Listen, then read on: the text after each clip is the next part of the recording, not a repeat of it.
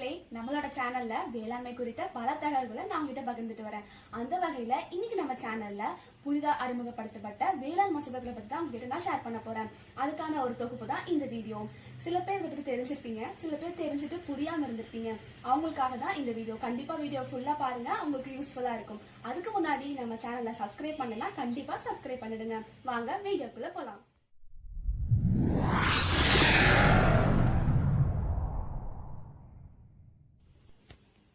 நம்ம நாட்டுல இண்டிபெண்டன்ஸ் முன்னாடி, அதாவது 1947க்கு முன்னாடி விவசாயிகள் அவங்களோட உற்பத்தியை யார்கிட்ட வேணாலும் விற்கலாம், யார் வேணாலும் அதை வாங்கலாம் அப்படிங்கிற மாதிரி இருந்துச்சு.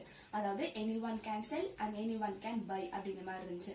ஆனா 1955ல ஏபிஎம்சி அப்படின்னு ஒண்ணு வந்ததுக்கு அப்புறம் அப்படி கிடையாது. விவசாயிகள் அவங்களோட உற்பத்தியை ஏபிஎம்சில மட்டும்தான் கொண்டு போய் விற்கணும் அப்படின்னு சொல்லிருக்காங்க. சோ ஏபிஎம்சி அப்படின்னா என்னங்கிறத பார்க்கலாம். ஸோ ஏபிஎம்சி அப்படின்னா agriculture produce market committee act அப்படின்னு சொல்லி ஒன்று இருக்குங்க. அது வந்துட்டு ஒவ்வொரு ஸ்டேட்டுக்கும் ஒவ்வொரு ஏபிஎம்சி இருக்கும். ஸோ விவசாயிகள் அவங்களோட உற்பத்தியை கொண்டு போய் ஏபிஎம்சியில கொடுக்கணும். ஏபிஎம்சியில ஓப்பன் ஆக்ஷன் சிஸ்டம் நடத்தி அதை வந்து வித்து தருவாங்க. ட்ரேடர்ஸ் அங்க இருப்பாங்க, விவசாயிகள் அவங்களோட பொருளை விற்பனைக்கு வைக்கணும். அங்க ஓப்பன் ஆக்ஷன் சிஸ்டம்ல ட்ரேடிங் நடந்த பிறகு யார் அதிக விலைக்கு கேட்கறாங்களோ அவங்களுக்கு விவசாயிகளோட அந்த உற்பத்தி அல்லது விட்டு தரப்படும். இதுதான் வந்துட்டு ஏபிஎம்சியோட ஒர்க்னு சொல்லி சொல்றாங்க. ஆனா ஏபிஎம்சியோட ஒர்க் என்ன அப்படின்னு மெயினா பார்த்தோம் அப்படின்னா மிடில் மேனோட இன்டர்வென்ஷனை தடுக்கிறதுக்காக தான். ஆனா இப்ப அது இருக்கா அப்படின்னு கேட்டீங்கன்னா அதுக்கு ஒரு கேள்விக்குறிதான். ஏன்னா அங்கேயும் ட்ரேடர்ஸ் எல்லாம் ஒண்ணு சேர்ந்து விவசாயிகள் அங்கேயும் ஏமாற்றப்படுகிறார்கள். அதனால இந்த ஏபிஎம்சில இன்னொரு பிரச்சனை என்ன அப்படின்னு சொல்லி பார்த்தோம் அப்படின்னா விவசாயிகள் தங்களோட உற்பத்தியை விற்பனை செய்யறதுக்கு மட்டும் இல்லாம அவங்க வந்துட்டு அதிகமான டாக்ஸஸும் வாங்கப்படுகிறார்கள். உதாரணத்துக்கு கமிஷன் ஏஜென்ட் டாக்ஸ், அதுக்கப்புறம் ரெகுலேட்டட் மார்க்கெட் டாக்ஸ், இந்த மாதிரி நிறைய டாக்ஸஸும் விவசாயிட்ட இருந்து வாங்கிக்கிறாங்க. அதே மாதிரி விவசாயி அவரோட உற்பத்தியை அவரோட நிலத்திலிருந்து ஏபிஎம்சி கொண்டு போறதுக்கான செலவு, அதாவது இந்த டிரான்ஸ்போர்டேஷன் சார்ஜும் விவசாயி தான் ஏத்துக்கணும். இதுவும் ஒரு பெரிய குறைபாடா அமைஞ்சிருக்கு. ஒவ்வொரு ஸ்டேட்டுக்கும் ஒவ்வொரு ஏபிஎம்சி அப்படின்னு சொல்லியிருந்தேன் இல்லைங்களா. இப்போ இந்த விவசாயி அவரோட உற்பத்தியை அந்தந்த ஸ்டேட்ல அந்தந்த மாநிலத்துல இருக்க ஏபிஎம்சில மட்டும்தான் அவரால் சேல் பண்ண முடியும். அதே மாதிரி இந்த ஏபிஎம்சி அப்படிங்கிறது வந்துட்டு நோட்டிஃபைடு கிராப், நோட்டிஃபைடு ஏரியா அப்படின்னு சொல்லுவாங்க. அதாவது இந்த ஏரியால இந்த கிராப் தான் இருக்கும் அப்படின்னு சொல்லிட்டு நோட்டிஃபை பண்ணிடுவாங்க. சோ இந்த விவசாயி அந்த கிராப் தான் போடணும், அந்த ஏரியால இருந்து வந்தா மட்டும்தான் ஏபிஎம்சில எடுத்துப்பாங்க. சோ இதுவும் ஒரு முக்கியமான கிரைடீரியாவா அமைஞ்சிருக்கு. ஆனா இந்த பில்ஸ் எல்லாம் பார்த்தோம் அப்படின்னா இதெல்லாம் ஏபிஎம்சி மாடல் வந்து 2003ல வந்துச்சு. அதுல கூறப்பட்ட அந்த 4 இதான் வந்துட்டு இப்ப அவங்க இந்த பில்லா கொண்டு வந்திருக்காங்க. சோ 2003லயே இதுக்கான ஒரு ஸ்டெப் எடுத்து வச்சிருக்காங்க. ஆனா அதுக்கும் இதுக்கும் உள்ள டிஃபரன்ஸ் என்னன்னு சொல்லி பார்த்தோம் அப்படின்னா அது அண்டர் கவர்மெண்ட்ல வர மாதிரியும் இது வந்துட்டு கவர்மெண்டோட கண்ட்ரோல்ல இல்லாத மாதிரியும் இருக்கு. அடுத்ததா நம்ம வந்துட்டு ஃபர்ஸ்ட் ஆர்டினன்ஸ், அதாவது இந்த ஃபர்ஸ்ட் பில்லோட முக்கியமான பாயிண்ட்ஸ் மட்டும் நான் உங்ககிட்ட ஷேர் பண்றேன். சோ இதுல என்ன சொல்லிருக்காங்க அப்படின்னா promotion and facilitation of trade and commerce for farmers அப்படின்னு சொல்லியிருக்காங்க.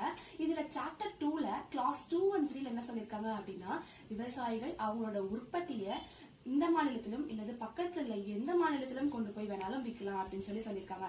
ஆனா முன்னாடி ஏபிஎம்சில இருந்து பார்த்தோம் அப்படின்னா அந்த ஸ்டேட்ல இருக்க ஏபிஎம்சி எல்லாம் கொண்டு போய் விற்கணும்னு சொல்லியிருக்காங்க. சோ இப்போ வந்து ஏபிஎம்சிக்கு ஒரு பவர் இல்லாத மாதிரி சொல்லியிருக்காங்க. ஏன்னா விவசாயிகள் அவங்க இஷ்டப்பட்டபடி எங்க வேணாலும் போய் அவங்களுக்கு எங்க அதிகமான விலை கிடைக்குதோ அங்க போய் அவங்களோட விளைச்சலை வித்துக்கலாம் அப்படின்னு சொல்லியிருக்காங்க. அது பக்கத்து மாநிலங்களா இருந்தா கூட பரவாயில்ல. இதை தொடர்ந்து கிளாஸ் 6ல என்ன சொல்லிருக்காங்க அப்படின்னா விவசாயிகளுக்கு எந்த விதமான ஒரு மார்க்கெட்டிங் ஃபீயும் சார்ஜோ கிடையாது அப்படின்னு சொல்லியிருக்காங்க.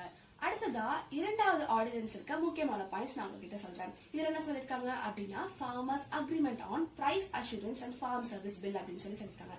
இதுல சாப்டர் 2ல ஃபார்மிங் அக்ரிமெண்ட்ஸ், அதாவது கான்ட்ராக்ட் ஃபார்மிங் அப்படிங்கிற ஒரு கான்செப்ட்ல வராங்க. சோ இதுல என்ன சொல்லிருக்காங்க அப்படின்னா விவசாயிகள் வந்து ஒரு பையர் கிட்ட அவங்களுக்கும் இடையில ஒரு அக்ரிமெண்ட் மாதிரி போட்டுக்கிட்டு இவங்க என்ன கேட்கறாங்களோ அதை வந்து இந்த போட்டு தரணும் அப்படின்னு சொல்லி விளைச்சு தரணும் அப்படின்னு சொல்லியிருக்காங்க. இதுல கிளாஸ் 3ல என்ன சொல்லிருக்காங்க அப்படின்னு பார்த்தோம்னா எங்களுக்கான அக்ரிமெண்ட்கான பீரியட் எவ்வளவுன்னு சொல்லிருக்காங்க. குறைவானதா எவ்வளவு அப்படின்னு சொல்லி பார்த்தோம் அப்படின்னா ஒரு கிராப்புக்கான சீசன், அதாவது ஒரு கிராப் வர்றது இல்ல அந்த சீசன் வந்து மேக்சிமம் 5 இயர்ஸ் வரைக்கும் இவங்க அக்ரிமெண்ட் போட்டுக்கலாம். அதுக்கப்புறமா இது வந்து தொடரணும் அப்படின்னா புதுசா இவங்க அக்ரிமெண்ட் சைன் பண்ணிக்கணும் அப்படின்னு சொல்லிருக்காங்க. அதே மாதிரி கிளாஸ் 4ல என்ன சொல்லிருக்காங்க அப்படின்னா இந்த பையர் வந்துட்டு பிரயாரா முன்னாடியே விவசாயி கிட்ட இந்த மாதிரி எனக்கு இந்த குவாலிட்டியில வேணும், இந்த கிரேட்ல வேணும், இவ்வளவு வேணும் அப்படின்னு சொல்லிட்டு முன்னாடியே அந்த அக்ரிமெண்ட்ல மென்ஷன் பண்ணிக்கணும் அப்படின்னு சொல்லியிருக்காங்க.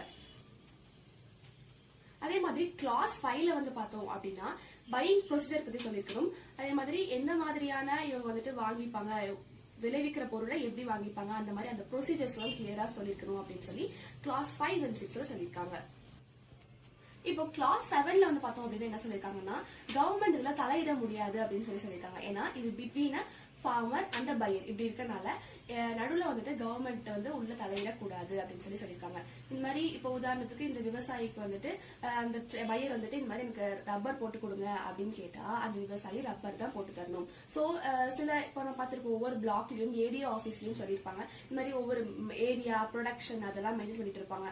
ஆனா இனிமே அதெல்லாம் ப்ராப்பரா மெயின்டைன் பண்ண முடியாது அப்படிங்கிற மாதிரி ஒரு நிலை ஏற்படும். ஏன்னா விவசாயிகள் அவங்களுக்கு என்ன தோணுதோ இல்ல அவங்க கிட்ட என்ன கேட்கறாங்களோ அததான் வந்து அவங்க போட்டு தருவாங்க. ஏன்னா அது மேக்சிமம் அவங்களுக்கு அதிகமா லாபம் தர ஒரு கிராப்பா தான் அமையும். சில இந்த மாதிரி ரைஸ் இதெல்லாம் வந்து அவங்க போடுவாங்களா அப்படிங்கிறது சந்தேகம் தான். அதே மாதிரி கிளாஸ் 8ல என்ன சொல்லிருக்காங்க அப்படின்னா இந்த பையர் வந்துட்டு கான்ட்ராக்ட் போட்டுப்பாங்க இல்லையா ஃபார்மர் கூட, அதுக்கப்புறமா இந்த குறிப்பிட்ட அக்ரிமெண்ட் பீரியட் வரைக்கும் இந்த பையர் ஃபார்மரோட நிலத்துல எந்த வித ஆக்கிரமிப்பு பண்ணக்கூடாது அப்படின்னு சொல்லியிருக்காங்க. இப்போ உதாரணத்துக்கு இந்த மாதிரி 5 இயர்ஸ்க்கு நான் வந்து பில்டிங் கட்டிக்கிறேன், நான் அடிஷனலா இந்த மாதிரி போர் போட்டுக்கிறேன், அந்த மாதிரி எந்த ஒரு ஆக்கிரமிப்பு பண்ணக்கூடாது. ஜஸ்ட் இவங்க என்ன ப்ரொடியூஸ் கொடுக்குறாங்களோ அதை மட்டும் இவங்க வந்துட்டு வாங்கிக்கணும். அதே மாதிரி கிளாஸ் 9ல என்ன சொல்றாங்க அப்படின்னா இந்த கிராப்புக்கான இன்சூரன்ஸ்க்கு மட்டும் ஸ்டேட் இல்ல சென்ட்ரல் கவர்மெண்ட் போய் நம்ம கேட்கலாம் அப்படின்னு சொல்லியிருக்காங்க. சோ என்ன கிராப் போடுறோம் அந்த மாதிரி எதுக்குமே கவர்மெண்டோட இன்டர்வென்ஷன் இருக்காது, கவர்மெண்ட்க்கு நம்ம வந்து கீழே கிடையாது. பட் ஆனா இன்சூரன்ஸ் அப்படின்னா மட்டும் நம்ம வந்துட்டு கவர்மெண்ட் கிட்டயும் both central and state government கிட்ட நம்ம போய் கேட்கலாம் இன்சூரன்ஸ்க்கு. அதே மாதிரி கிளாஸ் 10ல வந்து பார்த்தோம் அப்படின்னா அந்த பையர் வந்துட்டு ப்ரையரா அக்ரிமெண்ட்லயே இந்த மாதிரி இந்த ஃபார்ம் சர்வீஸ்லாம் நான் பண்ணி தருவேன் அப்படின்னு சொல்லிட்டு அக்ரிமெண்ட்ல மென்ஷன் பண்ணிக்கணும் அப்படின்னு சொல்லியிருக்காங்க. சோ இப்போ இந்த கான்ட்ராக்ட் ஃபார்மிங்ல பார்த்தோம் அப்படின்னா விவசாயிக்கு டிரான்ஸ்போர்டேஷன் சார்ஜ் அப்படிங்கிறது கிடையாது. ஏன்னா இவங்களே வந்துட்டு இவங்களோட நிலத்திலே வந்துட்டு ப்ரொக்யூர் பண்ணிட்டு போயிடுவாங்க. ஆனா ஏபிஎம்சில வந்து பார்த்தோம் அப்படின்னா விவசாயிக்கு இந்த டிரான்ஸ்போர்டேஷன் சார்ஜும் உண்டு, அது கூடவே அடிஷனலா டாக்ஸும் இருக்கும். அடுத்ததா 3வது ஆர்டினன்ஸ் வந்து பார்த்தோம் அப்படின்னா எசென்ஷியல் கமாடிட்டிஸ் ஆக்ட். அதாவது இது எப்ப வந்துச்சு அப்படின்னு பார்த்தோம் அப்படின்னா ஆஃப்டர் வேர்ல்ட் வார் 1955க்கு அப்புறமா சில கமாடிட்டிஸ்ல நம்ம ரொம்ப அதிகமா இம்போர்ட் பண்ணோம். உதாரணத்துக்கு இந்த பெட்ரோல், எடிபிள் ஆயில்ஸ், இந்த மாதிரி நம்ம வந்து இந்த விஷயங்கள் இந்த கமாடிட்டிஸ் எல்லாம் நம்ம வந்து ரொம்ப அதிகமா இம்போர்ட் பண்ணோம். சோ இந்த மாதிரி இம்போர்ட் பண்ற 100% இம்போர்ட்டட் கமாடிட்டிஸ் எல்லாமே கவர்மெண்ட் தான் சோல் ப்ராப்பர்ட்டியா இருந்து பாத்துக்கணும் அப்படின்னு சொல்லியிருக்காங்க. அப்படின்னா என்னன்னா அந்த கமாடிட்டிஸ்க்கான ஸ்டாக்கிங், அதுக்கான ப்ரொக்யூர்மெண்ட் அண்ட் அதுக்கான பிரைஸ் ஸ்டெபிலைசேஷன் எல்லாமே கவர்மெண்ட் தான் பாத்துக்கணும் அப்படின்னு சொல்லியிருக்காங்க. சோ இந்த குறிப்பிட்ட ஒரு 6 பொருட்கள் வந்துட்டு விவசாயத்துல இந்த 6 பொருட்கள் வந்துட்டு எசென்ஷியல் கமாடிட்டிஸ் ஆக்ட் கீழ இருந்துச்சு. என்னென்ன அப்படின்னு பார்த்தோம்னா cereals, pulses, edible oils, oil seeds, onion, potato. So இந்த 6 விஷயங்கள் வந்துட்டு எசென்ஷியல் கமாடிட்டிஸ் ஆக்ட் கீழ வந்துச்சு. ஏன் இந்த பொருட்களை எல்லாம் எசென்ஷியல் கமாடிட்டிஸா சொன்னாங்க அப்படின்னு சொல்லி பார்த்தோம் அப்படின்னா ஏன்னா பிஃபோர் கிரீன் ரெவல்யூஷன் நம்ம கிட்ட போதுமான அளவு எந்த கமாடிட்டியும் கிடையாது. ஆனா ஆஃப்டர் கிரீன் ரெவல்யூஷனுக்கு அப்புறமா அதாவது இப்போ வந்துட்டு நம்ம கிட்ட ரொம்ப அதிகமா அதாவது எக்ஸ்போர்ட் பண்ற அளவுக்கு கூட நம்ம கிட்ட கமாடிட்டிஸ் இருக்கு. சோ இப்ப என்ன பண்ணிருக்காங்க, இந்த பில் மூலியமா என்ன பண்ணிருக்காங்க அப்படின்னா இந்த வேளாண்மையிலிருந்து அந்த 6 பொருட்கள், இந்த 6 கமாடிட்டிஸ் மட்டும் எசென்ஷியல் கமாடிட்டிஸ் கீழ இருந்து எடுத்துட்டாங்க. சோ இப்போ அந்த பொருட்கள், அந்த 6 பொருட்களும் எசென்ஷியல் கமாடிட்டிஸ் கீழ கிடையாது. ஆனா இதெல்லாம் திருப்பி எப்ப எசென்ஷியல் கமாடிட்டிஸ் ஆகும் அப்படின்னு சொல்லி பார்த்தோம் அப்படின்னா எப்பயாச்சும் ரொம்ப பிக் ஸ்கேல் ஷார்டேஜ் வருது அப்படின்னா, இல்லைன்னா ஏதாச்சும் வார் வருது, கெலாமிட்டிஸ் வருது, அந்த மாதிரி நேச்சுரல் ஃபிளட், அந்த மாதிரி ஏதாச்சும் கெலாமிட்டிஸ் வருது அப்படின்னு சொல்லி பார்த்தோம்னா இந்த ப்ராடக்ட்ஸ் எல்லாமே, இந்த கமாடிட்டிஸ் எல்லாமே எசென்ஷியல் கமாடிட்டிஸா மாறிடும். அதே மாதிரி perishable goods like onion, potato இதெல்லாம் வந்து பார்த்தோம்னா பெரிஷபிள் இல்லைங்களா, இதையெல்லாம் வந்துட்டு இதோட விலை வந்துட்டு ஒரு குறிப்பிட்ட ஒரு 12 மந்த்ஸ்க்கு ஆவரேஜ் இல்லைன்னா ஒரு 5 இயர்ஸ்க்கு ஆவரேஜ் பார்ப்பாங்க. சோ இதோட பிரைஸ் வந்துட்டு இந்த குறிப்பிட்ட ஆவரேஜ் ஓவர் டைம் இந்த பீரியட்ல வந்துட்டு அது 100% ஆயிருந்துச்சு, அதாவது டபுள் ஆயிருந்துச்சு அப்படின்னு சொல்லி பார்த்தோம்னா இதோட இந்த கமாடிட்டிஸ் எல்லாமே ECA கீழ வந்துரும். அதே மாதிரி நான் பெரிஷபிள் குட்ஸா இருந்துச்சு அப்படின்னா அதோட விலை 50% ஓவர் டைம்ல அதிகமா இருந்துச்சு அப்படின்னா அது எல்லாமே எசென்ஷியல் கமாடிட்டிஸ் ஆக்ட் கீழ வந்துரும். அதே மாதிரி என்ன சொல்றாங்கன்னா எசென்ஷியல் கமாடிட்டிஸ் ஆக்ட் கீழ வர ப்ராடக்ட்ஸ் எல்லாம் என்ன வித்தியாசம் அப்படின்னு சொல்லி கேட்டீங்கன்னா இந்த குறிப்பிட்ட இந்த எசென்ஷியல் கமாடிட்டிஸ் ஆக்ட் கீழ வர எந்த ப்ராடக்ட்ஸையும் நம்மளால ஸ்டோர் பண்ண முடியாது, ப்ரொக்யூர் பண்ண முடியாது அப்படின்னு சொல்லி சொல்றாங்க. சோ இதுக்கான மொத்தமான ப்ராப்பர்ட்டிஷிப் யாருன்னு சொல்லி பார்த்தோம் அப்படின்னா கவர்மெண்ட். சோ கவர்மெண்ட் மட்டும் தான் இது ஸ்டோர் பண்ணணும், ப்ரொக்யூர் பண்ணணும், இதுக்கான பிரைஸையும் பிக்ஸ் பண்ணணும். சோ சாதாரண ஒரு விவசாயியோ இல்ல ஒரு ட்ரேடரோ இதை வந்துட்டு ஸ்டோர் பண்ணி வைக்க முடியாது. இப்ப விவசாயி சொல்லுவாங்க, இந்த மாதிரி எனக்கு இப்ப விலை கம்மியா இருக்கு, அதனால நான் வந்து இதை ஸ்டோர் பண்ணி வச்சுட்டு விலை அதிகமா இருக்கப்போ நான் விற்கிறேன். சோ அந்த மாதிரி இதெல்லாம் எசென்ஷியல் கமாடிட்டிஸ் இல்லைங்களா. சோ இதை பதுக்கி வச்சா ரொம்ப அதிகமான டிமாண்ட் ஏற்படும், அதனால பிரைஸ் அதிகமாகும். சோ அப்ப தேவையில்லாம ஒரு கான்ஃபிளிக்ட் வரும். சோ அதை தடுக்கிறதுக்காக தான் இதை வந்துட்டு ஸ்டோர் பண்ணி வைக்கக்கூடாது அப்படின்னு சொல்லியிருக்காங்க. ஆனா இந்த ஆர்டினன்ஸ் மூலியமா இந்த என்ன பண்ணிருக்காங்க அப்படின்னா இந்த 6 கமாடிட்டிஸும் இப்போ எசென்ஷியல் கமாடிட்டிஸ் ஆக்ட் கீழே இல்ல, அதை எடுத்துட்டாங்க. இப்போ இதை என்ன பண்ணலாம், யார் வேணாலும் ஸ்டோர் பண்ணி வைக்கலாம். அதுதான் வந்துட்டு இதோட முக்கியமான பாயிண்ட். சோ விவசாயி இல்ல ட்ரேடர் யார் வேணாலும் இதை வாங்கி ப்ரொக்யூர் பண்ணி ஸ்டோர் பண்ணி எப்ப அதிகமான பிரைஸ் கிடைக்குதோ இல்ல யாருக்கு வேணுமோ எங்க வேணாலும் போய் விற்கலாம் அப்படிங்கறது தான் இதுல முக்கியமான பாயிண்ட். சோ இதனால என்ன பண்ணலாம் அப்படின்னு பாத்தீங்கன்னா நம்ம வந்துட்டு அதிகமா எக்ஸ்போர்ட் ஆப்பர்ச்சுனிட்டிஸும் இருக்கு. இப்ப உதாரணத்துக்கு வேற நாட்டுல இருந்து எனக்கு இவ்வளவு வேணும் அப்படின்னு சொல்லி இந்த விவசாயி கிட்ட கான்டாக்ட் பண்றாங்க அப்படின்னா அந்த குறிப்பிட்ட சீசன்ல அவர்னால இந்த அளவுக்கு ப்ரொடக்ஷனை கொடுக்க முடியாது. ஏன்னா எக்ஸ்போர்ட் பண்றதுனா ஹியூஜ் குவான்டிட்டில கேட்பாங்க. சோ விவசாயினால அந்த அளவுக்கு கொடுக்க முடியாது. ஆனா இப்ப இந்த எசென்ஷியல் கமாடிட்டிஸ் ஆக்ட் கீழ இந்த ப்ராடக்ட்ஸ் எல்லாம் வராதனால தாராளமா விவசாயி ஸ்டோர் பண்ணி வைக்கலாம். ஸ்டோர் பண்ணி வச்சுட்டு தாராளமா எக்ஸ்போர்ட் பண்ணலாம். அதே மாதிரி ட்ரேடர்ஸும் இதுல அவ்வளோக்கா ஈடுபாடு காட்டல. ஏன்னா இதெல்லாம் ஸ்டோர் பண்ணி வைக்க முடியாது, அவங்களுக்கு பெரிய லாபம் எதுவும் வராது, அன்னைக்கு ரேட்ல என்ன வருதோ அதை விற்கணும் அப்படிங்கிற மாதிரி தான் இருக்கும். ஆனா இப்போ இந்த ட்ரேடர்ஸும் இதுல வந்து அதிகமா இன்ட்ரெஸ்ட் காட்டுவாங்க. சோ டைரக்டா ப்ரொக்யூர் பண்ணி வச்சுட்டு ஸ்டோர் பண்ணி வச்சுட்டு இவங்களுக்கு எப்ப அதிகமா லாபம் கிடைக்குதோ அப்ப வந்துட்டு இவங்க தாராளமா வித்துக்கலாம். அதே மாதிரி இப்ப எசென்ஷியல் கமாடிட்டிஸ் இப்ப வந்து நம்ம புதுசா என்ன பாக்குறோம் அப்படின்னா நம்ம இப்ப கோவிட் பேண்டமிக்ல இருக்கனால ஹேண்ட் சானிடைசர்ஸ், மாஸ்க் இதெல்லாம் வந்துட்டு எசென்ஷியல் கமாடிட்டிஸ் ஆக்ட் கீழ வந்துச்சு. ஏன்னா இப்ப இது யாராச்சும் ஸ்டோர் பண்ணி வச்சாங்க அப்படின்னா கண்டிப்பா போதுமான அளவு மக்கள் கிட்ட சப்ளை இருக்காது. சோ டிமாண்ட் அதிகமாகும், பிரைஸ் அதிகமாகும். சோ அதுக்கு மேல கான்ஃபிளிக்ட் அதிகமாகும். அப்படிங்கிறதுக்காக இது எல்லாம் வந்துட்டு எசென்ஷியல் கமாடிட்டிஸ் ஆக்ட் கீழ கொண்டு வந்துட்டாங்க. இந்த 3 பில்ஸோட முக்கியமான பாயிண்ட்ஸ் இப்ப நான் உங்ககிட்ட ஷேர் பண்ணேன். அதே மாதிரி இதுல இருக்க டிராபேக்ஸ் என்னன்னு சொல்லி பார்க்கலாம். இப்ப வந்துட்டு கவர்மெண்ட் வந்துட்டு இதை தலையிட முடியாது. ஏன்னா இது between a buyer and a farmer அப்படிங்கறதுனால எந்த ஒரு கவர்மெண்டோட அபிஷியல்ஸோட இன்டர்வென்ஷன் இதுல இருக்காது அப்படின்னு சொல்லியிருக்காங்க. இப்ப நான் சொன்ன மாதிரி ஒவ்வொரு பிளாக்லயும் ஏடி ஆபீஸ் இருக்கும். அங்க வந்துட்டு அவங்க இவ்வளவு ப்ரொடக்ஷன் இவ்வளவு ஏரியால அப்படின்னு சொல்லி அவங்க கால்குலேட் பண்ணி வச்சிருப்பாங்க.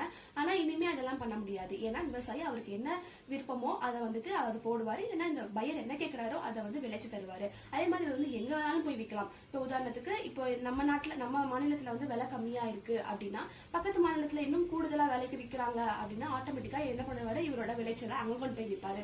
சோ இப்ப என்ன ஆகும், ஆட்டோமேட்டிக்கா நம்ம ஸ்டேட்ல இதுக்கான ஒரு கமாடிட்டிக்கான டிமாண்ட் வந்துடும். சோ பிரைஸ் வந்துட்டு ஆட்டோமேட்டிக்கா ஏறும். சோ இந்த மாதிரி நிறைய டிராபேக்ஸ் இதுல இருக்கு.